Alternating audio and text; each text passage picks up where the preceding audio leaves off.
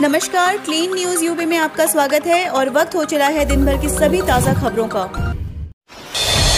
UP में योगी सरकार ने शराब माफियाओं पर कसा शिकंजा, 600 चिन्हित, 3400 पर एफआईआर, अब तक 534 गिरफ्तार।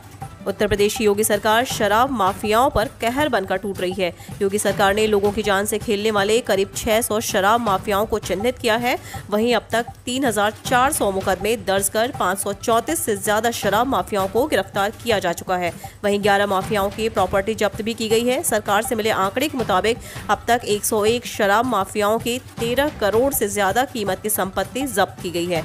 वहीं 667 पर गैंगस्टर एक्ट लगाकर सख्त कार्रवाई की जा रही है। वहीं 162 माफियाओं पर गुंडा एक्ट के तहत कार्रवाई की गई है। 196 के हिस्ट्री शीटर फिर से ओपन की गई है। इनमें 2 के हथियारों के लाइसेंस रद्द कर दिए गए हैं। उधर 154 शराब माफियाओं को अब तक जेल भेजा जा चुका है।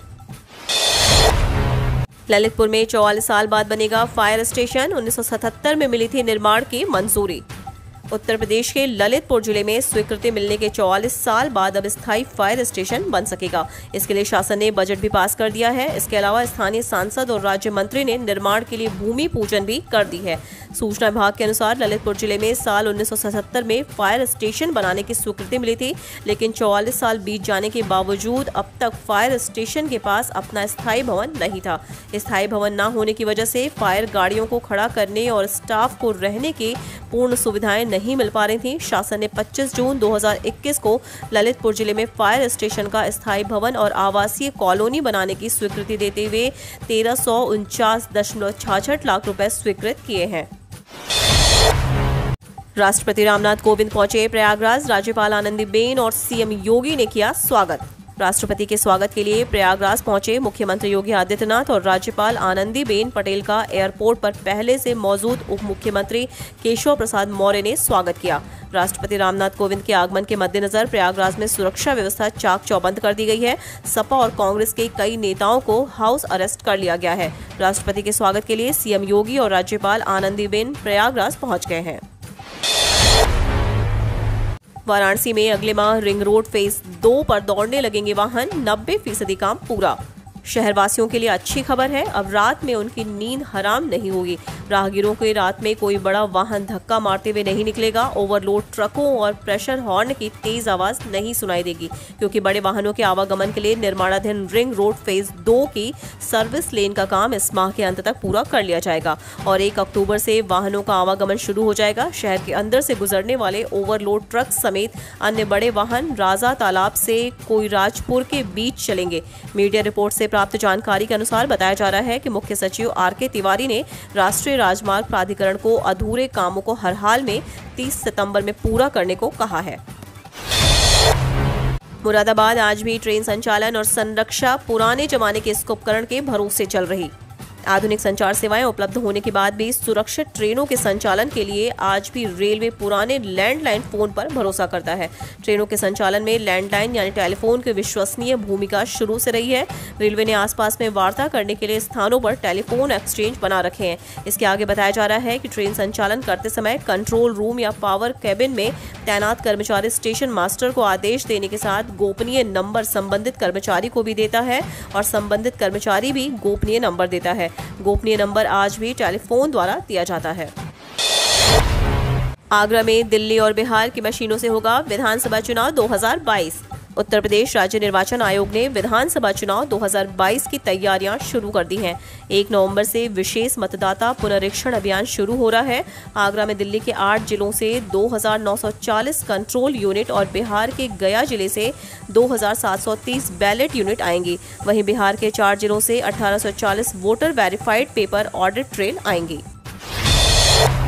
5 वर्षीय श्रद्धा की आंखों की अब लौट सकेगी रोशनी, मुख्यमंत्री योगी ने इलाज का लिया जिम्मा। आंख में रोशनी की समस्या से लाचार 5 साल की मासूम बिटिया श्रद्धा के सिर पर मुख्यमंत्री योगी आदित्यनाथ ने स्नेह का हाथ रखा। इसमें मुफलिसी में जी रहे मासूम की दादी बाबा की आंखें उम्मीद से भर गईं। झूंसी की छतनाग में 2 बेटों के साथ रहकर प्लम्बर का काम करने वाले रमाशंकर गिरी ने इलाज के लिए पोती को चेन्नई तक भेजा। हालांकि आर्थिक तंगी आड़े आ गई। अब मुख्यमंत्री ने इलाज का जिम्मा लिया है। इससे श्रद्धा फिर से दुनिया देख सकेगी। यूपी में 8वीं पास को मिलेगी प्रतिमाह 18,500 की नौकरी। जानिए क्या होगी पात्रता, कैसे होगा आवेदन। कोरोना संक्रमण काल के बाद पहली बार सेवा योजन विभाग ऑनलाइन आवेदन के साथ ऑफलाइन रोजगार मेला लगाने की तैयारी कर रहा है। 5 कंपनियों की ओर से लगने वाले मेले में कक्षा 8 पास को कपड़ा बनाने वाली कंपनी में 18,500 की नौकरी मिलेगी। 18 से 28 वर्ष की आयु के बेरोजगार सेवा योजन विभाग की वेबसाइट पर आवेदन कर सकते हैं। लालबाग के क्षेत्रीय सेवा योजन कार्यालय के सहायक निदेशक अरुण कुमार भारती ने बताया कि पहली बार ऑफलाइन मेला कोरोना संक्रमण की गाइडलाइन के साथ लगाया जाएगा। दिल्ली मेरठ एक्सप्रेसवे पर मिलेगी विशेष छूट। 10 यात्राओं पर नहीं देना पड़ेगा एक भी टोल टैक्स। अगर आपका वाहन दिल्ली मेरठ एक्सप्रेसवे पर रोजाना आवागमन करता है तो आपको एक विशेष छूट मिलेगी। 1 महीने में 10 यात्राओं पर टोल टैक्स नहीं देना पड़ेगा। टोल वसूली शुरू होते ही यह व्यवस्था लागू की जाएगी। इसकी सुविधा टोल प्लाजा व ऑनलाइन व्यवस्था के तहत उपलब्ध हो जाएगी। एक्सप्रेसवे पर रोजाना यात्रा करने वालों के लिए 1 महीने का पास बनेगा।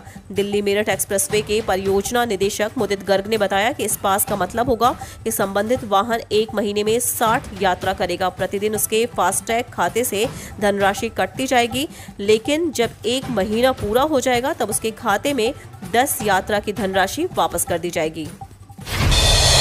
यूपी के इन जिलों में अगले 24 घंटे तक जारी रहेगी मूसलाधार बारिश। 30 किलोमीटर की रफ्तार से चलेंगी हवाएं।